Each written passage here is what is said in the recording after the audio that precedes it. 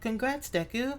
Yutaraka's voice was the first thing he heard as he stepped through the door. You're walking again. Izuku smiled back, just as excited. The exhilarating feeling of being able to walk again on both feet, pushing back the dread at having to look at his scars. He hopped a few times on the spot. I never knew being able to hop would be so freeing. Keep hopping and you might strain it again, Deku. Izuku heard Kachan call out from the sofa. He looked at his unamused face, upside down from leaning over the sofa. He's right, Ida said sternly, ushering Izuku into the common room. Even if Recovery Girl released you from your cast, it doesn't mean you should jump and run on it so fast. Izuku teased Ida by jogging to the sofa, watching as Ida screeched at him in concern, throwing his hands wildly in a universal gesture of why. Sorry, Izuku laughed, sinking into the soft sofa, giving a sigh of relief. He didn't know it, but he felt tired. He just wanted to sleep. Deku? He turned to see Kachan staring at him. If Izuku ignored the whole discussion he had with himself in the room, this whole new Kachan was nice. The Kachan from before would have never dared act in a direct way. Izuku loved the attention, reveled in it, in fact. It felt like Kachan cared about him. Recovery Girl said I was completely cleared, he replied, a small smile on his face. Kachan huffed in response. Fucking finally, now I can kick your ass in hero training. Times like this, though, when Kachan said things like this, made Izuku understand otherwise. Maybe this care, this attention, was temporary. Maybe after Izuku finally recovered, Kachan would go back to being who he was before Izuku disappeared. His smile dropped, and he slumped his shoulders. A hand landed beside his head. Izuku turned to see Todoroki staring at him. What's wrong? His eyebrows were furrowed. Yutaraka seemed to sense the drop in mood. As she gravitated over, Izuku felt Kachan shift beside him, and he turned back to see Kachan had crossed his arms, body angled like the time in the common room. Did Recovery say something after all? Yutaraka asked worriedly, her cheerful look dissipating. Izuku felt guilty. His friends were worried again. He hated how, at times like this, whenever he expressed anything but happiness, he would get people fussing over him. He appreciated, really he did, but Izuku couldn't help but feel like a burden, as if life decided to screw him over. Hands landed on his shoulders. Izuku, deep in his thoughts, and still wrung out from the momentary panic he had in the infirmary, flinched hard.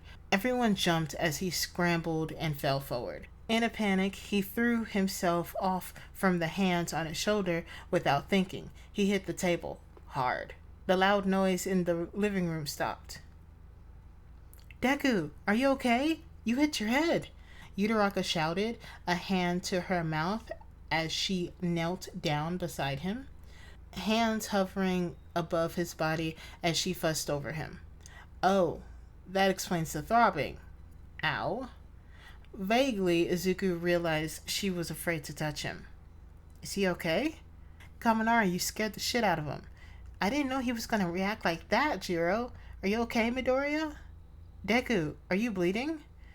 Kachan was beside him. I'm going to place my hands on you. It felt like everyone was coddling him. It made him sick. He hated that he could make everyone worry like that in an instant. Kachan's hands were on his face, tilting his head to the side. His face was blank, but Izuku could see the panic building in his eyes when he didn't get a reply. Does he need ice? Todoroki asked urgently to the side. Damage control, Izuku. You're supposed to be fine, he thought, frustrated tears welling at the side of his eyes. He tilted his face away from Kachan's grip. It turned out to be a mistake, when Kachan immediately retracted his hands like he burned Izuku. His face turned guilty, worried. Izuku saw everyone crowd him. He met Kaminari's eyes, which were so sorry, even though it wasn't his fault. It's okay, Izuku protested, shifting to stand up. His head was throbbing, but it was fine. He's fine. I'm okay. He touched his head. Not bleeding. Oh my god, Midoriya, I'm so sorry. Kaminari was clutching the back of the sofa. I was just trying to congratulate you. Kachan, I'm okay, Izuku replied, just a little too sharply. Kachan looked frustrated at that, his tense posture shifting as he crossed his arms. Sorry, Kaminari. It's not your fault. You just surprised me. Are you sure you're okay? You hit your head, Yutaraka said, her voice thick. Her hands were twitching, like she wanted to see for herself. Izuku took a deep breath, mentally preparing himself. He angled the back of his head towards Yutaraka. You can touch it. Check for yourself, he said, struggling to sound casual. It was almost convincing. Her hands hovered, but never touching. Izuku hated how much relieved he felt at that. Ida, who was pushing forward the gaggle of classmates, looked at it before saying, It looks fine. You hit your head on the table hard there, Midoriya. Yeah? Yeah, Izuku replied sheepishly. I was just surprised. I guess I forgot how much I can move with my knee now. He laughed nervously. Really, guys? He insisted, looking at everyone pointedly. It's fine. But Izuku could still feel people throwing worried glances at him. He hated this. He wanted to just move on. He wanted the casual atmosphere that he had days ago back. Perhaps you should take a bath and refresh yourself, Midoriya, Momo suggested, her eyes warm and understanding. Izuku took that out. Yeah, I'll be right back. He looked at Kachan, who was quiet.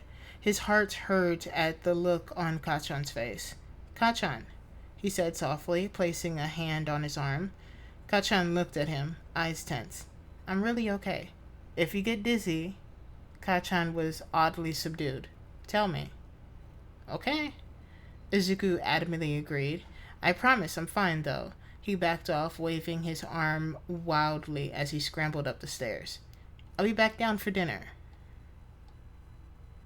He breathed slowly through his mouth, registering the click of the door behind him.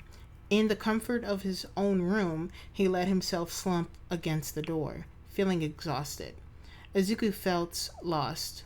Belatedly, he realized he'd been so caught up with everything, he hadn't had much time to process his emotions. He let out a shaky breath through his mouth. Okay, Izuku, he muttered, picking himself up. Everything's fine. How are you going to be a hero if you can't get over this by yourself? He slapped his cheeks, eyes determined. If I'm going to move on from this, Izuku thought firmly, hands already unbuttoning his gray uniform, I'm going to have to remove my bandages. It's just scars, Izuku continued. I have like 10 of them.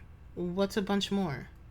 He threw his gray suit on the floor, hearing it land with a thump.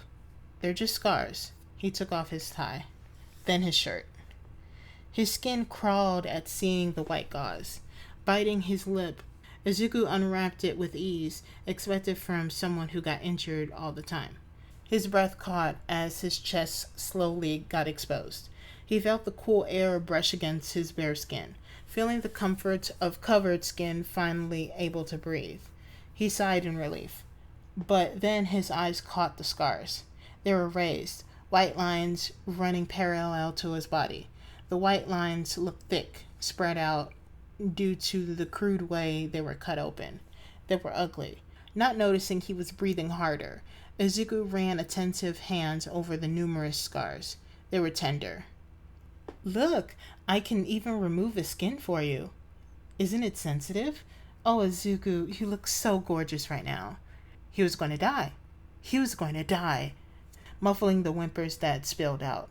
His legs gave up on him. As he fell, catching himself on the edge of the bed, he burrowed his head onto the soft mattress, gasping as he blindly reached out with his hands, pulling his blanket off the bed and throwing it around himself.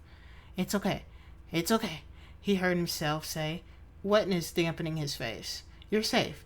It's UA, your room, your blanket. Don't panic. Don't panic. You're gonna scare the others. Everything's okay. He curled up, willing himself to feel the softness of the blanket. He closed his eyes, breathing deeply. It's okay. You're fine. You're fine. He ignored Recovery Girl's concerned look when he returned the next day to ask her to rewrap his chest. Okay, so now we're done with that chapter. I do apologize for not just completing that one. I had like 5 minutes left of that one. I was kind of being a douche with not completing that one.